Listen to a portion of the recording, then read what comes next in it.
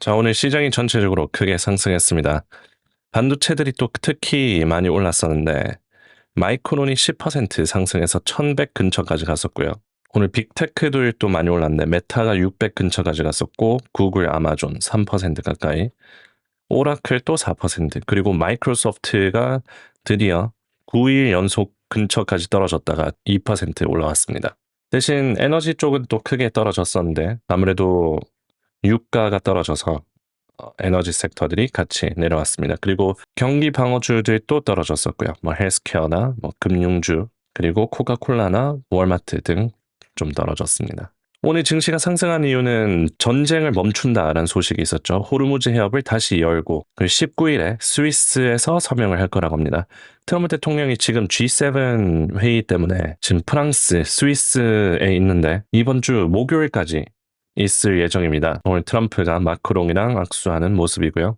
트럼프가 발언한 것 중에서 오늘 증시가 로켓처럼 쏘고 있고 유가는 크게 떨어질 것이다 라고 얘기합니다. 중동에 많은 일이 생길 거라고 하고 이란은 핵무기를 보유하지 않기로 완전히 합의했다고 합니다. 그리고 금요일 이후로 이 양해 각서 내용이 공개될 예정이라고 하고요.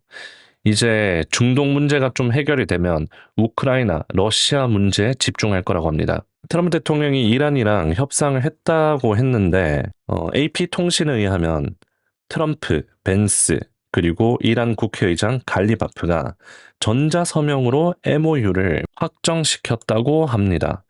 그래서 전자로 서명을 했다라는 소식이 AP통신에서 보도가 나왔어요. 그래서 트럼프가 합의를 했다라고 얘기한 것과 맞아 떨어집니다. 그래서 19일 날 서명하는 거는 공식적으로 서명을 하는 거고 뒷작업은 벌써 끝났다라고 볼 수 있을 것 같습니다. 오늘 미국 고위 관계자들 인터뷰에 의하면 양해 각서에서는 호르무즈 해협을 즉시 개방하는 내용이 담겼다고 하는데 기뢰 때문에 해협을 여는데 시간이 좀 걸릴 수 있다고 합니다. 이제 증시가 상승할 수 있는 여력이 만들어졌어요. 이렇게 트럼프가 이란 협상을 하고 호르무즈 해협을 열고 그러면 오늘처럼 유가가 떨어지는데 지금 유가 가격을 보면 여전히 높긴 하지만 전쟁이 일어나기 전인 유가가 68달러 근처였는데 지금 81달러까지 떨어졌죠. 그래서 근접합니다.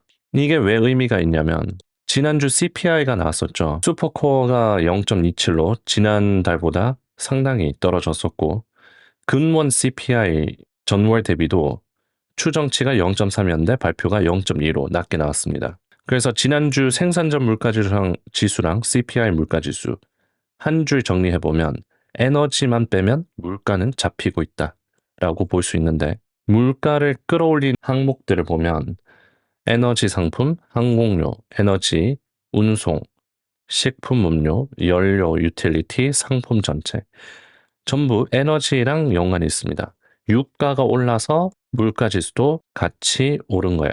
그런데 하락한 종목을 보면요. 근원 물가 지수 떨어졌고 주택, 신차, 중고차, 교육 떨어졌습니다. 호르무즈 해협만 열리면 물가 지수가 떨어지는 수치가 나올 거라고 추정을 해볼 수 있죠.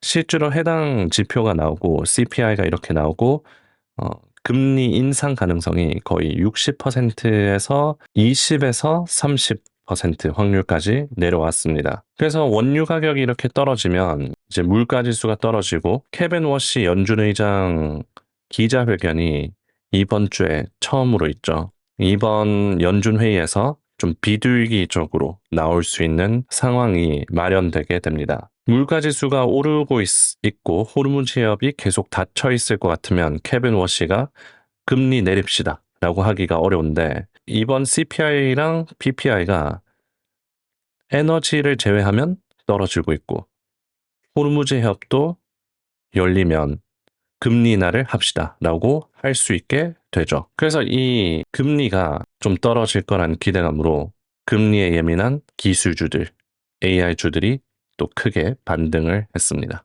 오늘 스페이스X도 이제 스타링크 미션을 오늘 했었는데 성공적으로 완수를 했어요. 리프트오프를 하고 우주로 가서 스타링크를 설치하고 다시 랜딩을 하는 모습이었습니다. 오늘 스페이스X는 19.6%나 상승을 했고요. 오늘부터 ETF 2배 레버리지, 3배 레버리지가 거래가 되는데 SPAL 22% 상승했고 SNK는 25% 하락했습니다. 내일은 스페이스X 옵션 거래가 시작될 예정이고요. 마찬가지로 오늘 레버리지가 어느 정도 스페이스X에 영향을 준 것처럼 옵션도 영향을 줄 수 있습니다. 자, 그래서 이렇게 유가가 계속 떨어지면 좋겠지만 미국 에너지 업계 CEO들이 백악관에게 원유 비축분이 위험한 수준으로 줄어들고 있다라고 경고를 했다고 합니다. 그리고 오늘 블룸버그에 의하면 미국 전략 비축유가 43년 만에 최저치를 기록했다고 해요.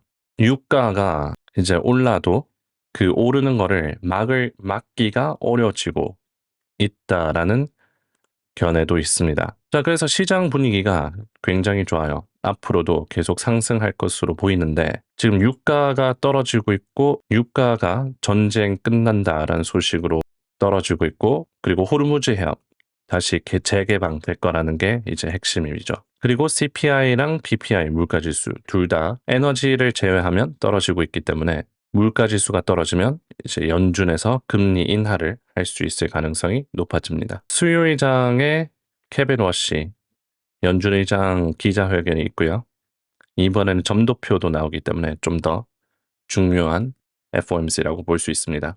한국 시간으로 목요일 오전 3시에 FOMC가 있으니까 그때 시장 변동성을 유의해 보시면 좋을 것 같습니다. 자, 오늘 영상은 여기까지입니다. 도움이 되셨으면 좋아요, 구독 눌러주시고 다음 영상에서 뵙겠습니다.